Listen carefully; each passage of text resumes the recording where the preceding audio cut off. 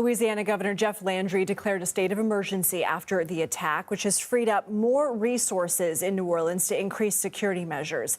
State Representative Orleans Parish Delisha Boyd was on CBS News 24/7 earlier, praising the local and federal response. I'm so impressed with the first responders here, with the New Orleans Police Department and surrounding parishes have also stepped in. Our state police now are on site as well. We are safer now than we've probably been ever. For more on this, let's bring in CBS News political reporter Zak Hudak. Zak, good to see you. How are lawmakers in Washington responding to what happened? Lindsay, you are hearing a lot of what you just played out. Thank you to the first responders and condolences and calls to prevent things like this. But I think the loudest voice in Washington has been Senator John Kennedy of Louisiana, who has actually said, and I quote, that he will chase the federal officials involved with this like they stole Christmas if they don't tell the truth on this. And I think what that underscores is that Americans continue to have a distrustful view of our government institutions, and that is percolated on Capitol Hill. And hearing that from the senator from Louisiana, I think, is another example of what we continued to hear throughout this past election cycle from Americans, that they no longer trust agencies like the FBI. Is there any discussion of changing or adding to the security posture for upcoming high-profile events in Washington, D.C.?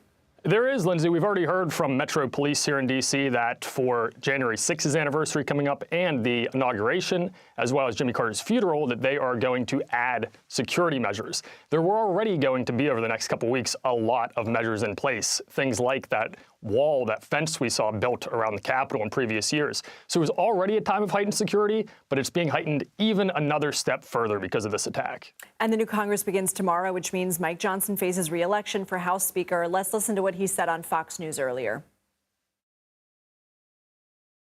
We will get this done. Look, the things that we're talking about this morning are an illustration that we live in very serious times. We cannot afford any palace drama here. We have got to get the Congress started, which begins tomorrow, and we have to get immediately to work. We have to certify the election of President Donald J. Trump on January 6th, on Monday.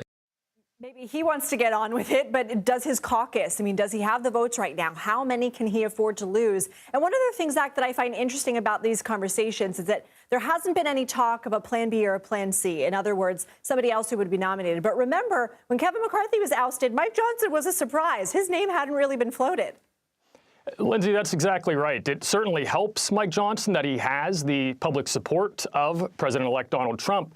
But so did Kevin McCarthy a couple years ago. I think this has, for a long time, been the most difficult job in D.C., to be Speaker of the House. It has become, though, the most difficult job, I think, to keep in D.C., and that's a result of just how tight the margins are in the House. Speaker Johnson can afford to lose really only one vote, assuming all members show up and vote. He needs to get 217. And he already has heard from Tom Massey that he will be losing his vote. So Speaker Johnson really can't afford to lose any Republicans here. And it is a majority, not a plurality vote that you need. So it's as tight as it could be. And I think it's almost certain that we will see it go past that first ballot. I don't know that we'll see actually over a dozen ballots like we did last time, but it will certainly be a long day tomorrow on Capitol Hill. I was just going to say, shaping up to be a long day in your world. Zak Hudak, thank you so much. Thank you, Lindsay.